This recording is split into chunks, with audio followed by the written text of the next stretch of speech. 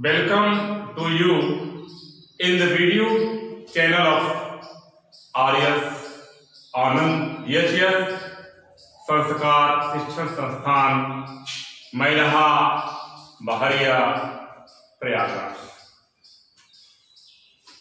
Due to coronavirus prevailing not only in India but also world, India government has decided to take class online for the educational development of the students. According to the plan of the government, the teachers are well prepared to take their classes through video channel prescribed by the college. Today, on the first day, I myself, by name Vaiti Tripathi, appointed as an English lecturer in the college, I am going to give my lecture on the topic active and passive voice. Today we shall focus on the topic active and passive voice. My dear friends and my dear students, all of you are familiar with the tense. For instance, without knowledge of the tense, active and passive voice may be difficult, but I will try to give my lecture in the way that you may understand my lecture. So, first of all, let's know about active and passive voice. What is active and what is passive?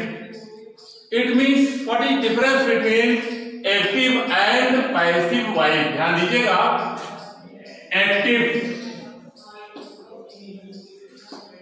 passive. Passive, the word passive is opposite of active. Active means सक्रिय, passive means निष्क्रिय। ध्यान रखिएगा, हिंदी में लिख दे रहे हैं, active means सक्रिय, passive means निष्क्रिय।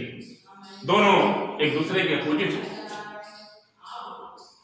अब ध्यान रखिएगा, एक्टिव सक्रिय का मतलब क्या होता है? All the students are active in the study. सारे विद्यार्थी पढ़ाई में एक्टिव हैं। एक्टिव मीन्स अपने मन को लगाए हैं, दे आर मेंटली प्रिपेयर्ड। यदि कहा जाए all the students are passive in their study, it means passive हैं, निष्क्रिय हैं, मन नहीं लगाए हुए हैं। इसका मतलब उनका मन इधर उधर कर रहे हैं। तो जस्ट ये इसी के अनुसार ध्यान रखिएगा। उदाहरण के लिए यदि आपसे पूछा जाए आपके कितने आंख हैं, तो आप यही कहेंगे कि मेरे दो। लेकिन फिर पूछा जाए कि आप दोनों आंख से क्या करते हैं, तो आप यही कहेंगे हम दोनों आंख से देखते हैं। दोनों आंख का काम क्या है? देखना।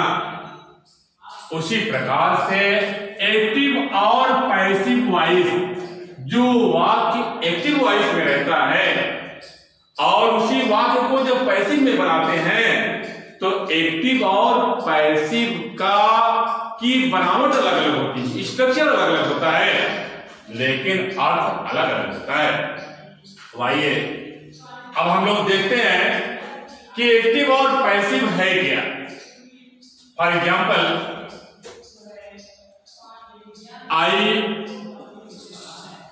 Help Mohan every day. Every day, यहां ध्यान दीजिएगा, I help Mohan every day. मैं मोहन की रोज या प्रतिदिन सहायता करता हूं। ध्यान रखिएगा, ये वाक्य जो है, this sentence is related to active voice. Y?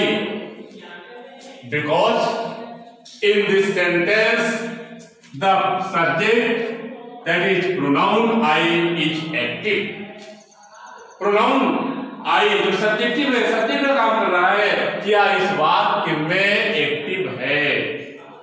कौन मोहन की रोज सहायता करता है? मैं मोहन की रोज सहायता करता हूं, इसलिए इस वाक्य में I एक्टिव है। ध्यान रखिएगा, इसलिए यह एक्टिव वॉइस है। कहने का मतलब है, जिस वाक्य में सब्जेक्ट की प्रधानता होती है उसे हम एक्टिव वॉइस कहते हैं। प्रधानता का मतलब क्या होता है? जैसे कहा जाए 50 लोग बहरिया में मार डाले गए।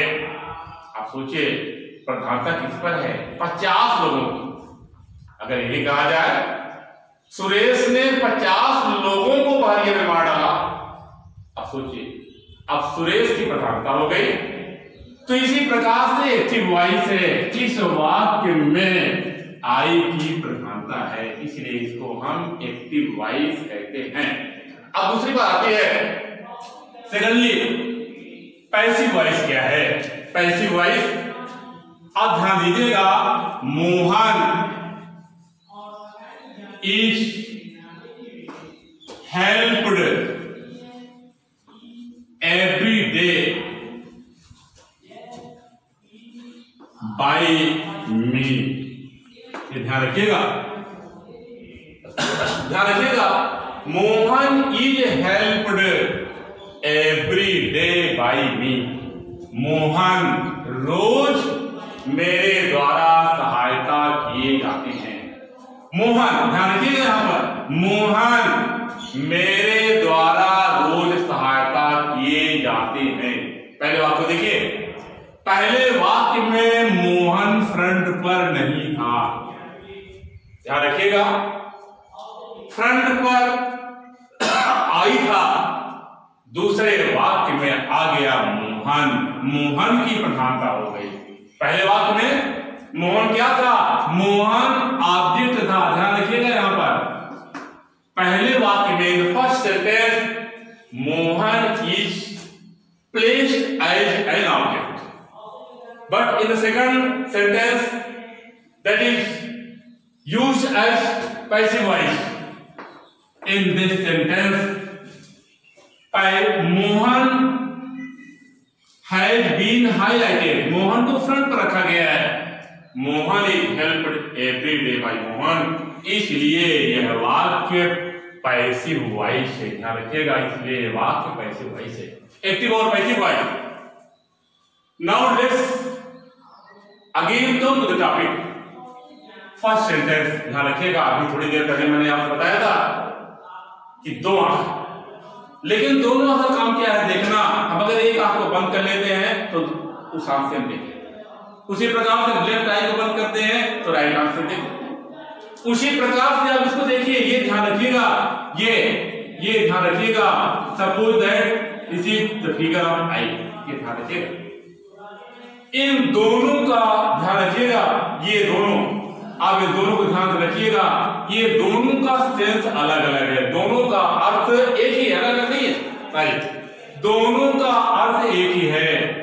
चाहे कहा जाए मैं रोज मोहन की सहायता करता हूं या मोहन रोज मेरे द्वारा सहायता किया जाता है, दोनों का देखिए, लेकिन the structure of the sentence is different, placing of the words is different, शब्द को रखना, वाक्य का की बनावट, ये दोनों अलग अलग है। पहले वाक्य में ध्यान रखिए आप, पहले वाक्य में आई है पहले, दूसरे वाक्य में मोहन पहले है।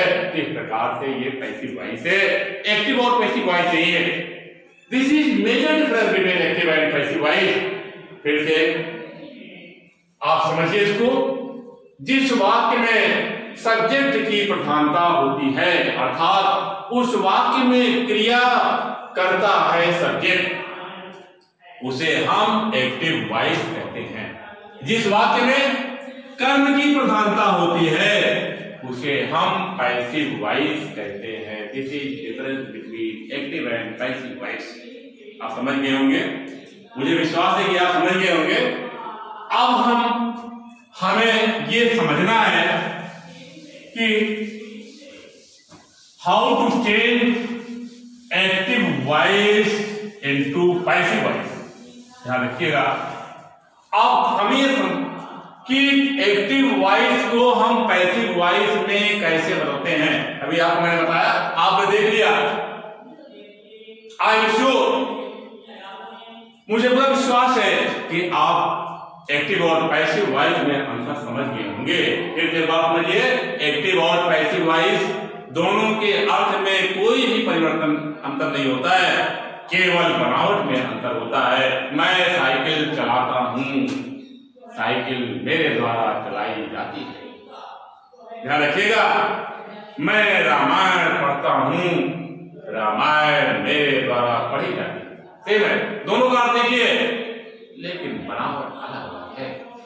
ध्यान रखिएगा। अब आप कहेंगे कि एक्टिव और पैसिव वॉइस, सर एक्टिव और पैसिव वॉइस काहे के लिए बनाते हैं? क्यों एक्टिव वॉइस, क्यों पैसिव वॉइस का नंबर आ गया, एक्टिव वॉइस ही चले? नहीं, कुछ चीजें ऐसी जरूरी होती हैं जहां पर पैसिव वॉइस का ही प्रयोग जरूरी होता है। चोर पकड़ा गया, चोर पकड़ा गया। ध्यान रखिएगा, चोर पकड़ा गया, इसका मतलब किसके द्वारा पकड़ा गया? चोर को किसने पकड़ा? किसी व्यक्ति ने पकड़ा, किसी पेड़ ने नहीं पकड़ा, किसी मेज ने नहीं पकड़ा, किसी भैंस ने नहीं पकड़ा। चोर को पकड़ा किसी व्यक्ति ने, चोर ने को पुलिस ने पकड़ा, या किसी शत्रु ने पकड़ा, किसी ने पकड़ा। The thief was cot. अब ये पैसिव वॉइस में है। अब हमें और चीजों को आपको बताना है, एक्टिव और पैसिव वॉइस। ध्यान रखिएगा, यदि आप से कोई पूछे कि अंग्रेजी वाक्य है, उसको हम कैसे पहचानेंगे कि वह पैसिव वॉइस का है, एक्टिव वॉइस है, उसे आप धीरे धीरे समझेंगे। पहले आप ये देखिए कि एक्टिव वॉइस को हम पैसिव वॉइस में कैसे बनाते हैं। ध्यान रखिएगा, एक्टिव वॉइस को पैसिव वॉइस में बनाने के लिए जनरल रूल है। जनरल रूल का मतलब सामान्य नियम, ऐसा नियम जो हर टेंस में काम करता है। मैंने आपसे पहले बताया था शुरू में ही कि टेंस को बिना पढ़े हुए एक्टिव पैसिव वॉइस को समझना थोड़ा कठिन है, लेकिन मैं आपको ऐसी ट्रिक्स से पढ़ाऊंगा कि यदि आप नहीं भी पढ़े हैं टेंस को तो आप समझ जाएंगे। नहीं, कुछ विद्यार्थी सोचते हैं हमने तो टेंस पढ़ा ही नहीं है, हमने तो प्रेजेंट इंडेफिनिट पढ़ा नहीं है, तो हमारे समझ नहीं आएगा। ऐसी कुछ बात नहीं है। ऐसे ट्रिक्स से हम समझाएंगे कि इसे आप समझ जाएंगे, बड़े आराम से पैसिव वॉइस में बदल लेंगे। ध्यान रखिएगा, पहली बात तो यह है कि एक्टिव वॉइस, पैसिव वॉइस, ये PV means passive voice, passive voice में हमेशा क्रिया का तीसरा रूप होता है। ध्यान रखिएगा, पैसिव वॉइस में नंबर 1 है, क्रिया का पहला रूप होता है। हमेशा किसी भी टेंस में बनाएंगे, इंप्रेडिक्ट सेंटेंस को बनाएंगे पैसिव वॉइस में, चाहे जो भी बनाएंगे, चाहे जिस टाइप का सेंटेंस बनाएंगे, वह पैसिव वॉइस में ही होगा और वह क्रिया का तीसरा रूप होगा, वर्ब का तीसरा फॉर्म होगा। दूसरा क्या है? दूसरा क्या है? सब्जेक्ट और ऑब्जेक्ट का आपस में परिवर्तन। सब्जेक्ट क्या है, ऑब्जेक्ट क्या है? अभी आपको समझाना है बहुत सारी चीजों को। सब्जेक्ट और ऑब्जेक्ट, यहां देखिए समझ लीजिए इधर से ऑब्जेक्ट क्या है, आई helped you, I helped you, she gives me a pen, we broke the chair। यहां ध्यान रखिएगा तीनों सेंटेंस में आई हेल्प यू, मैंने तुम्हारी मदद किया। किसकी मदद किया? इस वाक्य में आई सब्जेक्ट है, कौन मदद किया? यस सब्जेक्ट है। हेल्प्ड, हेल्प्ड ये ध्यान रखिएगा ये भी है। वी का काम क्या है? वी है पैर, यदि हमारा पैर न हो, हमारा पैर टूट जाए तो हम नहीं जा पाएंगे, एक फीट भी नहीं आगे बढ़ पाएंगे। तो ये पैर है, अगर ये वर्ब नहीं रहेगा तो ये सेंटेंस दौड़ेगा ही नहीं, चलेगा ही नहीं। और उसके बाद ये ऑब्जेक्ट है, ऑब्जेक्ट तीसरे नंबर पर। तो जब हम किसी भी सेंटेंस को फ्रेम करते हैं, स्पेशली अफर्मेटिव सेंटेंस, तो उसमें सबसे पहले सब्जेक्ट होता है, उसके बाद वर्ब होता है, उसके बाद ऑब्जेक्ट होता है, ये वर्ब है, उसके बाद ऑब्जेक्ट होता है। तो ये ऑब्जेक्ट है आई हेल्प्ड यू, मैंने आपकी मदद किया, मैंने तुम्हारी मदद किया। किसकी मदद किया? तुम्हारी मदद किया। इस वाक्य में यू ऑब्जेक्ट है, ध्यान रखिएगा इस वाक्य में यू ऑब्जेक्ट है। तीसरे वाक्य देखिए, she gives me a pen, अब यहां देखिए वह मुझे एक कलम देती है, वह मुझे कलम देती है। यहां ध्यान रखिएगा सी सब्जेक्ट है, कौन देती है, क्रिया में कौन लगा दीजिए, क्रिया में कौन लगाने से जो मिलता है वह क्या होता है? सब्जेक्ट होता है। कौन देती है? वह देती है। तो देना या क्या है? वर्ब है। अब यहां देखिए ये क्या है? ये गिव वर्ब होते हैं, आगे आपको पढ़ाएंगे हम, ट्रांजिटिव और इंट्रांजिटिव वर्ब। ये ट्रांजिटिव मीन्स सकर्मक क्रिया, इंट्रांजिटिव मीन्स सकर्मक क्रिया। ये गिव ऐसा है, ये सकर्मक है, इसके साथ जो है कर्म होता है ये। और इसमें ध्यान रखिएगा ये दोनों ध्यान रखिएगा, इसमें दो ऑब्जेक्ट हैं। She gives me a pen, वह मुझको एक पेन देती है। किसको देती है? मुझको देती है। क्या देती है? एक पेन, ध्यान रखिएगा एक पेन। ये देखिए ये दो हैं, दोनों, इसमें दो ऑब्जेक्ट हैं। She gives me a pen, वह मुझको एक कलम देती है, इसमें दो ऑब्जेक्ट हो गए। उसके बाद तीसरे सेंटेंस को देखिए, तीसरा sentence, we broke the chair, हम लोगों ने कुर्सियों को तोड़ डाला था। क्या तोड़ डाला था? चेयर, ध्यान रखिएगा ये। तो वी ब्रोक द चेयर, हम लोगों ने कुर्सियों को तोड़ डाला था, यहां पर ये ऑब्जेक्ट है। अब हम क्या करते हैं, लास्ट सेंटेंस से आप समझ लीजिए, ये है यस, ये है वी, ये है ओ। यस वी ओ, ध्यान रखिएगा S V O. S denote subject, V for verb and O for object, ये ध्यान रखिएगा। ये सिंबल आप समझ लीजिएगा, S V O, S for subject, V for verb, O for object. अब देखिए, अब इसका जीआर क्या होता है, जनरल रूल क्या होता है, शुरुआत कैसे होती है, सामान्य नियम क्या होता है जो हर टेंस में काम करता है। यस वी यस, यस को हम ले जाते हैं किसके स्थान पर? ओ के स्थान। यस को हम अर्थात सब्जेक्ट को ले जाते हैं ओ के स्थान पर, और जब ये उधर जाता है, ध्यान रखिएगा, तब अपने साथ एक प्लस को लेकर के जाता है, और वह क्या होता है? प्लस, ये है बाई। और उसके बाद, और जब हम इस ओ को यहां पर ले आते हैं, एक ओ को इसके स्थान पर ले आते हैं, ये इसको हम इसके स्थान पर ले आते हैं, सब्जेक्ट को ऑब्जेक्ट के स्थान पर ले आते हैं और ऑब्जेक्ट को जब हम सब्जेक्ट के स्थान पर ले आते हैं तो ये जब उधर गया तो अपने साथ बाई लेकर गया, लेकिन जब ये इधर आ जाएगा तो कुछ नहीं लेके आएगा। ये आगे आ रहा है, ये कुछ नहीं लेके अकेले चला आ रहा है।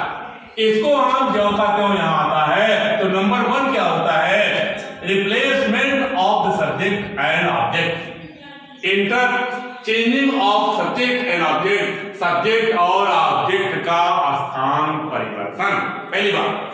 दूसरी बात क्या होता है, जो V होता है V, ये देखिए ये V है और जो V होता है इसका तीसरा पार्ट होता है, V का तीसरा पार्ट होता है।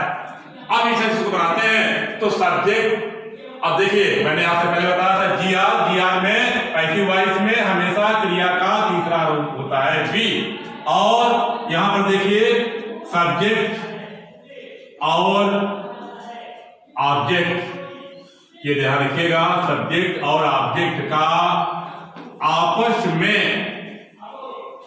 स्थान परिवर्तन, ये हिंदी में लिख रहा हूं स्थान परिवर्तन। आप इसको खूब अच्छे से समझ जाएंगे, अगर आपने टेंस भी नहीं पढ़ा है तो आप समझ जाएंगे आराम से। सब्जेक्ट और ऑब्जेक्ट का आपस में स्थान परिवर्तन, ध्यान रखिएगा। जैसे इसको मैंने इस डायग्राम के हिसाब से समझाया आपको, ये सब्जेक्ट ऑब्जेक्ट के स्थान पर जाएगा और अपने साथ बाई लेकर जाएगा, और ऑब्जेक्ट जो है सब्जेक्ट के स्थान पर आ जाएगा तो कुछ नहीं लेके आता। उसके बाद जो V है, V का कौन सा रूप रहता है, तीसरा रूप होता है। अब ये, और अभी मैंने आपसे बताया था कि पैसिव वॉइस में क्रिया का तीसरा रूप होता है। अब ये स्थित होती है वी ब्रोक द चेयर, ध्यान रखिएगा। अब इसे आप समझिए, ये चेयर यहां आ रहा है और ये यहां जा रहा है, यहां जा रहा है, और इसका जो है क्रिया का तीसरा रूप होगा। यही केवल आपको मैं जनरल रूल बता रहा हूं कैसे प्रस्तुत करते हैं। उसके बाद हर टेंस में पैसिव वॉइस के सहायक क्रिया अलग अलग है, उसको समझा रहा हूं। अब देखिए किस प्रकार से, यहां केवल आपको एक ही समझना है कि किस प्रकार से हम ये भी है जो मैंने यहां पर बताया कि सब्जेक्ट और ऑब्जेक्ट का आपस में स्थान परिवर्तन, ये समझना है। अब उसके बाद देखिए स्थान परिवर्तन कैसे कर रहे हैं। अभी देखिए आप, मैंने वहां पर बताया है कि ऑब्जेक्ट जो है सब्जेक्ट के स्थान पर जाता है तो जो बदल जाएगा, अर्थात जब नाउन रहेगा तो यहाँ जो करते आएगा, प्रोनाउन रहेगा, तो उसको भी समझा रहा हूं। देखिए यहां पर, अब इसको देखिए, द चेयर, पहले क्या लिखेंगे, द चेयर, ये लिख दिया द चेयर। अब देखिए पैसिव वॉइस में टेंस के अनुसार सहायक क्रिया भी होती है, ये पास्ट इंडेफिनिट टेंस है इसलिए यहां पर ये लिखा गया वाज, द चेयर वाज। अब देखिए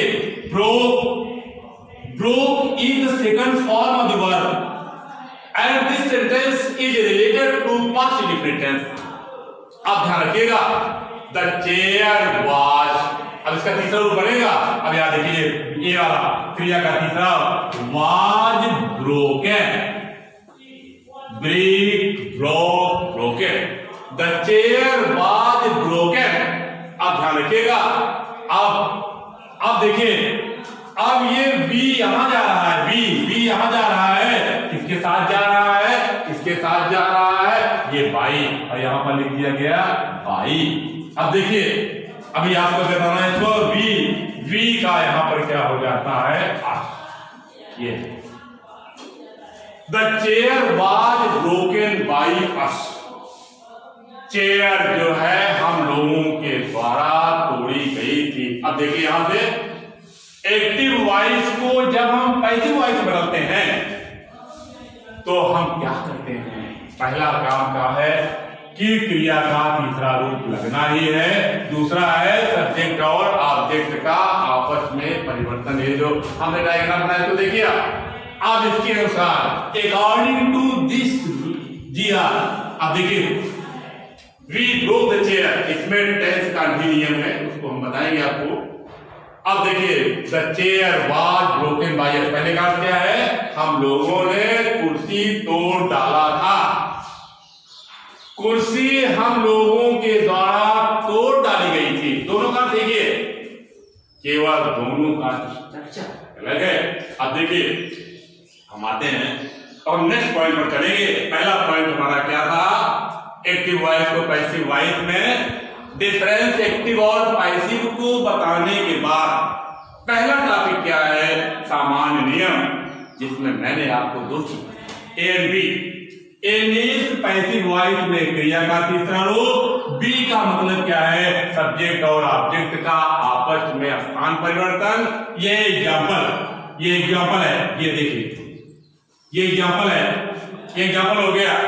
और एग्जाम्पल आप बता रहा हूं, जैसे आई या सुधा हैज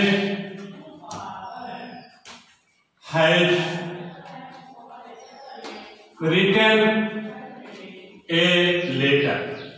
अब देखिए यहां सुधा हैज रिटन ए लेटर। अब देखिए इसमें सुधा सब्जेक्ट है, ये एचबी है, हेल्पिंग वर्ब, और रिटन क्या है, वर्ब है, और ए लेटर ये क्या है, ऑब्जेक्ट है। ध्यान रखिएगा, ए यहां पर क्या है, रिटन माइनर है, और ये नहीं कि आप रिटन को इधर ले आएंगे, ये को छोड़ देंगे, ये जो है डिटर माइनर है, ये लेटर को निश्चित कर रहा है, इसलिए उसके साथ वो आएगा। ये ध्यान रखिएगा, जब आर्टिकल लगा रहता है, एडजेक्टिव लगा रहता है ऑब्जेक्ट के साथ, तो वह उस एडजेक्टिव उस आर्टिकल के साथ ही इधर आता है। अब देखिए इस एग्जाम्पल को ही समझ लीजिए। अब देखिए ऑब्जेक्ट को इधर ले आइए, ए लेटर, अब उसके बाद क्या होता है, हैज, अब उसके बाद बीन। अब देखिए यहां पर बीन लग गया, कैसे लग गया इसको हम नियम आपको दिखाएंगे, समझाएंगे थोड़ी देर बाद। ए लेटर हैज बीन, केवल आप इसको समझिए, दो पॉइंट समझिए कि सब्जेक्ट और ऑब्जेक्ट का हम आपस में स्थान परिवर्तन कैसे कर रहे हैं। अगर ये आप जान लेंगे तो आगे ये सब नियम आपको समझाएंगे, अपने आप के लिए आप उसको कर ले जाएंगे।